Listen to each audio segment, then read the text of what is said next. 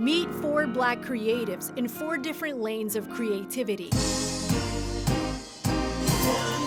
Brian Michael Cox, Grammy Award-winning producer and songwriter at the top of his game and still giving out free game for the next generation of hit makers. Push the boundaries, learn everything.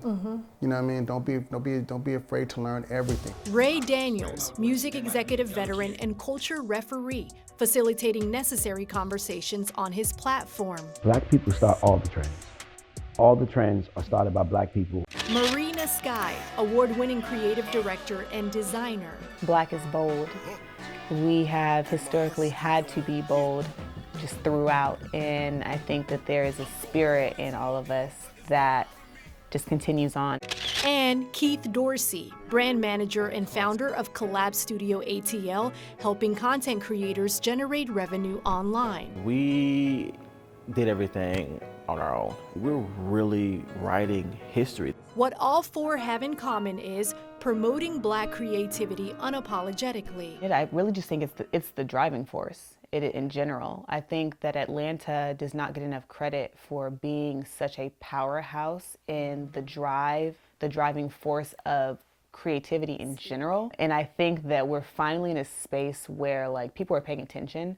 Marina Sky graduated from Clark Atlanta University and worked on the design layout of the Trap Music Museum and has worked with artists like 21 Savage, and the list goes on. I am the evolution of my mother and my grandmother and my great-grandmother and all of these beautiful women and people in general that are behind me, pushing me forward to succeed. Brian Michael Cox says the magic is woven within our soul. Describe Black creativity. Black creativity to me is something that's deeply rooted in where we come from. I feel like you can trace our creativity all the way back to the continent, you know what I mean? His catalog of hit records is a result of a feeling he believed in, something he hopes others don't lose sight of. For you, when did that light bulb go off that this is what you wanted to do? That light bulb went off very early. As a little kid, you know what I mean? I always knew that I wanted to do something creative. He says part of the craft process is to remain humble, but never forget who you are. I can only attribute that to God. If somebody say a higher power or whatever, but for me it's God, right?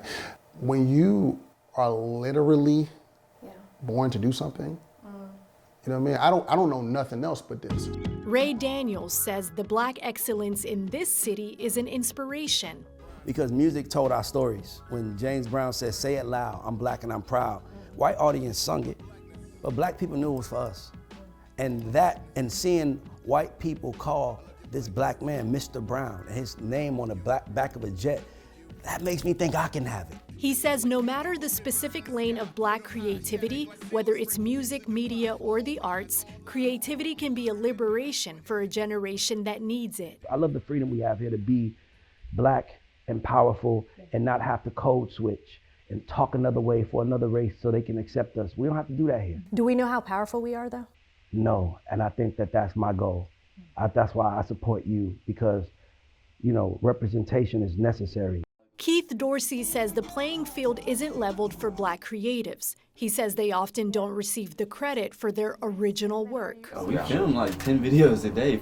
Because Black creatives did not have that knowledge especially when it comes to standard business. Because from where I'm coming from, we didn't teach us business in school. Our families did not own businesses. He says breaking barriers comes with becoming more knowledgeable about your craft. No matter what direction our lives take us, we are just bold. I would implore artists to not ever be satisfied. If you want to be great. So we're not that far removed from being oppressed, and we still here, we are still winning, and I think that our success in today's America is a testament for our talent.